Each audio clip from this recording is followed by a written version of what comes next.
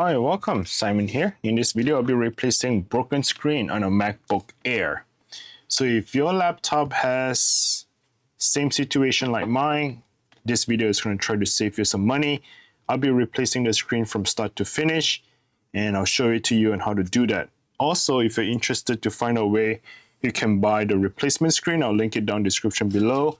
You can buy the full assembly screen here, maybe from Amazon or eBay. Just check the link down in the description below. Hopefully they still have the part in stock while this video is made. All right, so the first thing first is to press and hold the power button until the computer shuts off. All right, that is completely off. And I'd like to identify the model here for you. If you take a look at the back of the laptop and it says model A2179, that is the MacBook Air. Okay, the first thing I like to do is to use a Pentalobe P5. This Pentalobe P5 is to remove the screws here. We need to remove the screws and get to the remove the back cover as well. My suggestion is that when you remove the screws, please make sure that you put it in a position where you can remember and how to put them back together, because the screws are not the same size.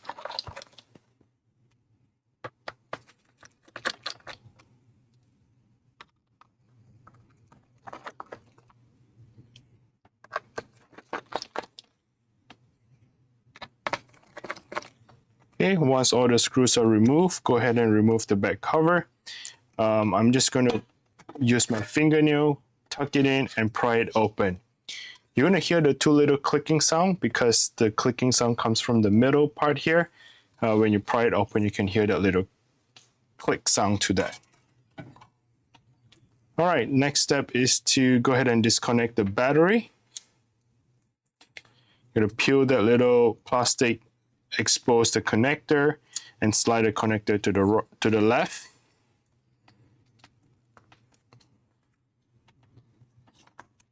And slide it off to the left, and that's how you disconnect the battery. Let me zoom in a little bit so that you guys can see much better. Okay. At this point here, I'd like to kind of point it out to you. There are a few things that you'd like to pay attention to. Would be the Wi-Fi antenna here. That is the LCD connector, and the 3 screws on each side to remove the hinge. So I'll be removing using a torque T3 to remove that little screw here in the middle, which remove the Wi-Fi antenna connector, as well as the 2 of the screws here to remove the LCD connector. Use a plastic prying tool, go underneath and pry it open. I'll be using a torque T5. Remove the 2 screws here. The 2 black screws are the one that is holding down the LCD board, which hold down this LCD board. Using the same T5, remove 2 screws on each side of the Wi-Fi antenna here to remove the Wi-Fi antenna. So remove 4 screws.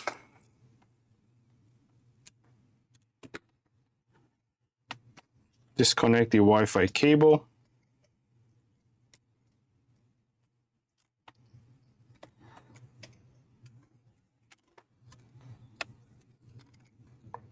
And now we are ready to remove the Wi-Fi antenna. You want to kind of wiggle around a little bit because the Wi-Fi antenna have a little adhesive tip right in the middle where the thing is kind of glued down together. That little clipper right here, it clips onto the laptop. So you need to wiggle a little for it to come off, but be careful with the LCD connector here. Do not break that. Next is to remove the LCD screen. There are 3 screws on one side. They runs on a torque T8 screws. Remove them, and 3 more on the right side of the screen using a torque T8 to remove them. Once it's complete, go ahead and open up the laptop and slide that connector out just like that. The entire screen will just come right off. We will be replacing with the working screen here. Make sure the hinge is open all the way and the LCD board have to sit on top of the laptop. So making sure that it sits on top of it. And now you want to slide the hinge back into the laptop. So slide it back in on one side and do it on the other side here. Slide it in. While we are holding down the screen, making sure that the LCD connector is not clip on or pinch.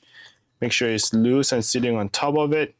And now you go ahead and grab one of the T8 screw and close the hinge down, because we want to have the screen to be closed so that we can continue with the repair.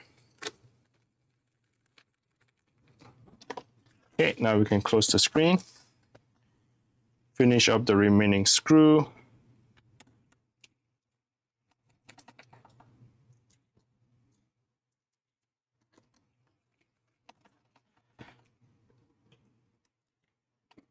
Okay.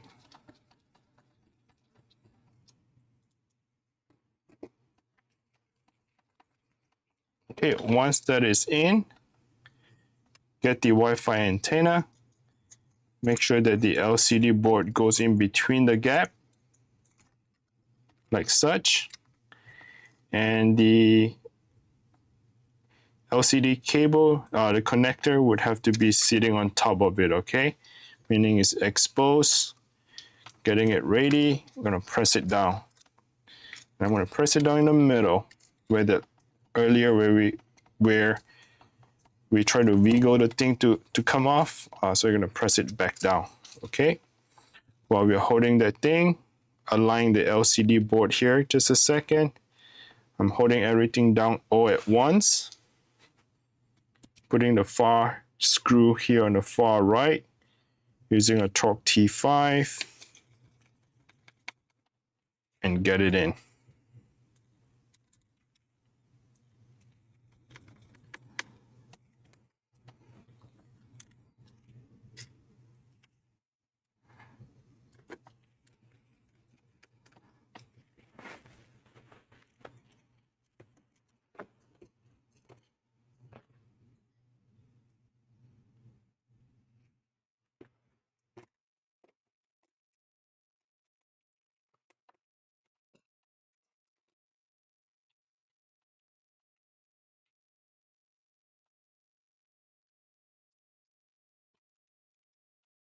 Remember the two black screws?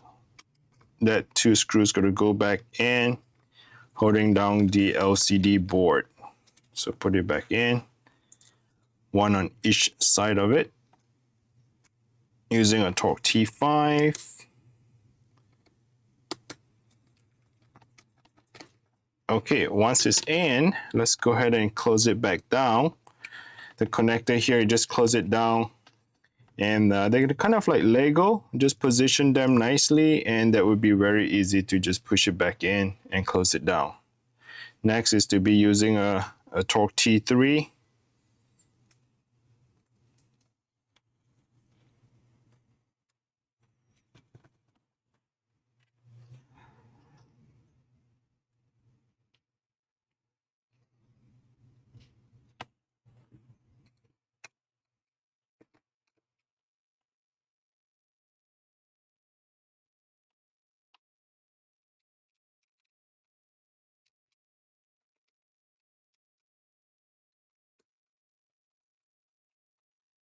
Screw down the bracket.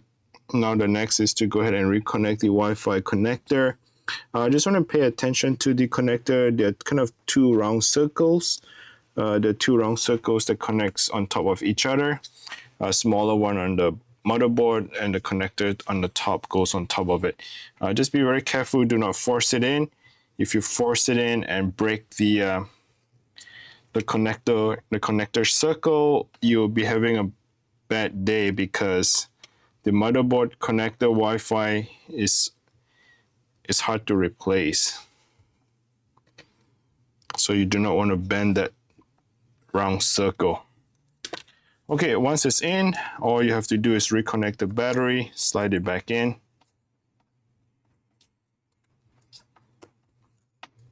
Get the tape it back down. That should be all. Have the back plate to go back in it. Press it down.